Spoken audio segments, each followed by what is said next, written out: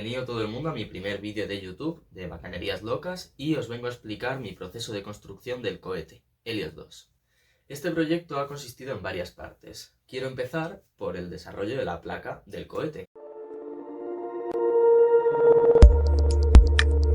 Es una placa basada en el microcontrolador que lleva Arduino, de tal manera que es muy fácil de programar y de construir. Este proceso para crear el ordenador de vuelo tomó de mucho tiempo, tanto de investigación de cómo unir todos estos componentes, como de cómo diseñar PCBs, dado que era pues la primera vez que yo me enfrentaba a un problema como este. Primero partí de la base diseñando lo que sería el primer ordenador de vuelo, Helios 1, que está hecho en una placa de prototipado, con los módulos ya comprados por Amazon. Los principales componentes de este proyecto han sido, primero, el microprocesador, que es el Atmega 328PB, luego los sensores, en este caso iba incorporado con dos sensores, el BMP 280 y el MPU 9250. El BMP es un sensor de presión que nos sirve para estimar la altura del cohete.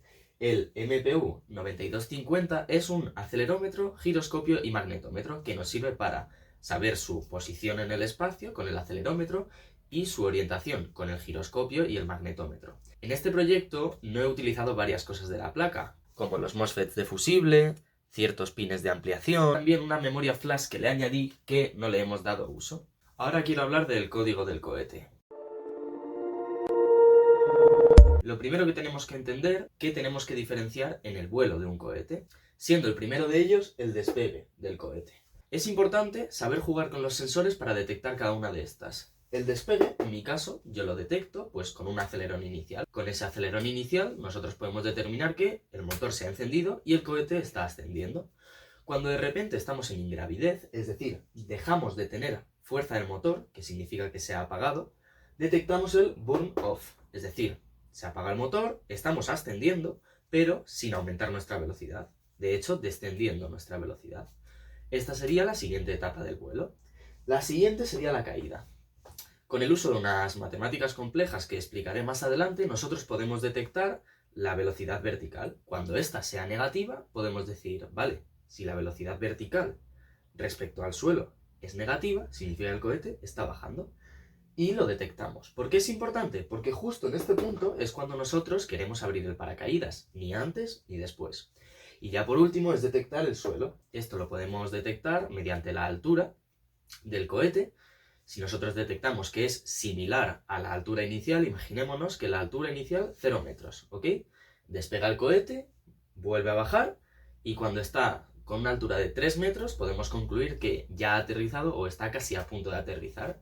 Y ahí es donde podemos ya guardar todos los datos a la tarjeta, apagar el cohete, lo que sea. Podemos meter aquí la condición que nosotros queramos a la hora a la que llegue al suelo. Ahora vamos a hablar de las matemáticas involucradas detrás de todo este procesamiento de datos, sobre todo del giroscopio. Primero quiero hablaros de cómo se procesan los datos del giroscopio, del MPU, para que nosotros podamos saber la orientación del cohete. Vamos a empezar por una base, y es cómo definimos la orientación del cohete. Seguramente muchos de vosotros conoceréis los grados de Euler, es decir, si yo tengo un avión que está apuntando en esta dirección, pues podemos medir su inclinación así, ¿no? Y con este ángulo podemos estimar su dirección. Lo mismo con este ángulo y lo mismo con este otro ángulo. Esto acarrea un problema y es el gimbal lock, es decir, si nuestro cohete sigue una trayectoria poco esperada, donde se desvía demasiado, puede haber un momento en el que resulte ambigua la información con los grados de Euler. Por eso, la manera que he utilizado yo para representarlo y que me permite de una manera más cómoda sumar y agregar ángulos es la matriz de orientación. La matriz de orientación parte de la base de que nosotros podemos describir la orientación del cohete con vectores. Es decir, si mi cohete está apuntando hacia arriba, lo puede describir un vector que apunta hacia arriba. Pero esto trae un problema. Si este vector apunta hacia arriba, hay un movimiento que no estamos cubriendo, que es esta rotación, porque este vector sigue apuntando hacia arriba, lo rote en este eje o no. Entonces, para resolver este problema, definimos su orientación con 3 vectores. Si nosotros cogemos 3 vectores y los ponemos así, cada uno de estos vectores tiene definida su orientación. Si yo giro este vector, estos otros 2 vectores cambian su dirección, es decir, apuntan hacia otro lado, con lo cual nosotros tenemos un lugar en el que se nos guarda esa información de orientación del cohete. Ahora, ¿cómo pasamos nosotros de los datos del giroscopio, es decir, velocidad angular. ¿Cómo pasamos de eso a la orientación del cohete? Primero de todo, importante, nosotros necesitamos pasar esos grados, esa velocidad angular, la necesitamos pasar a grados. Es decir, si nos da que estamos girando a una velocidad de 3,1 grados por segundo, pues tenemos que multiplicar eso por el tiempo entre medición y determinamos la cantidad de grados que se ha movido en un intervalo de tiempo. Bien, ahora con estos grados que nosotros nos hemos movido, tenemos un problema. Nos da 3 rotaciones, una por cada eje.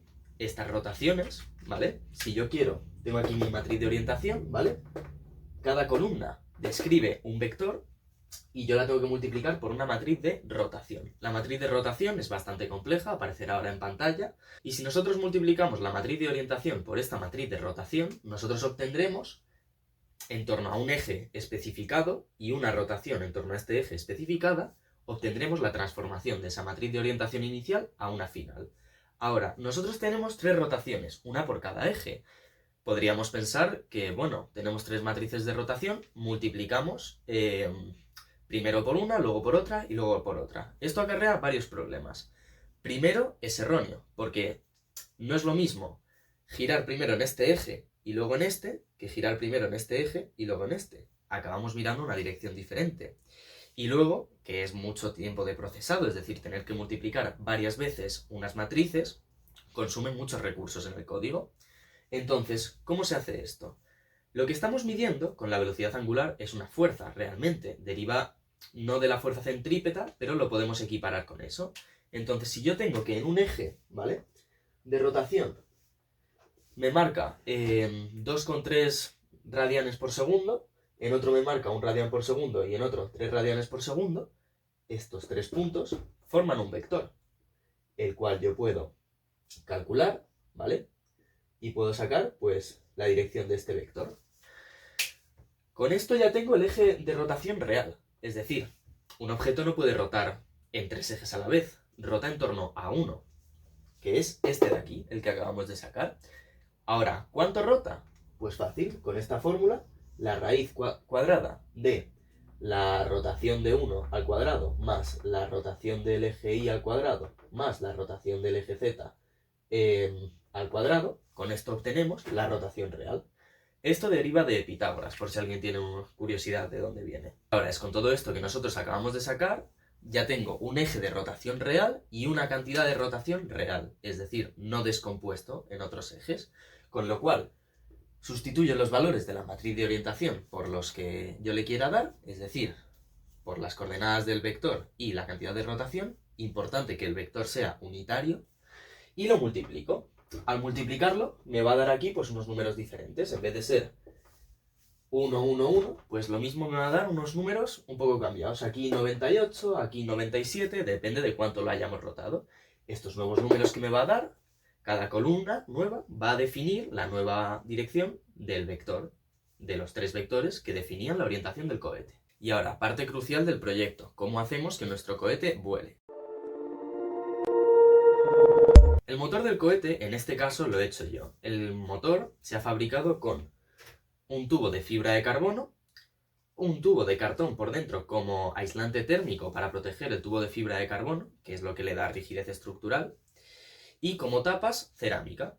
Bien, el combustible era nitrato de potasio, azúcar y óxido de hierro. La composición es 66% de nitrato, 33% de azúcar y un 3% extra de óxido de hierro. Es importante que a la hora de mezclar estos componentes, primero los batamos separadamente para no generar calor y que no se nos pueda encender accidentalmente la mezcla, hasta que notemos que es un polvo muy muy fino. Cuando ya estemos seguros de que lo hemos pulido bien, cogemos, lo mezclamos en base a las proporciones que os acabo de decir y ya nos quedaría el combustible de cohete. A la hora de montar el motor, cogemos, lo prensamos, pegamos la tapa primero con resina epoxi, lo prensamos.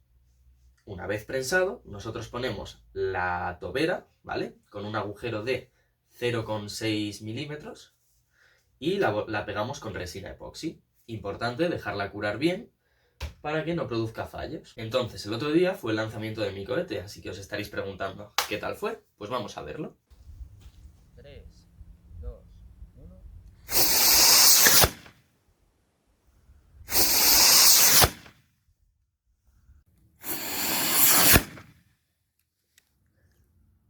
Bueno, como habéis podido ver, el lanzamiento no fue de lo más exitoso. Ahora, el por qué.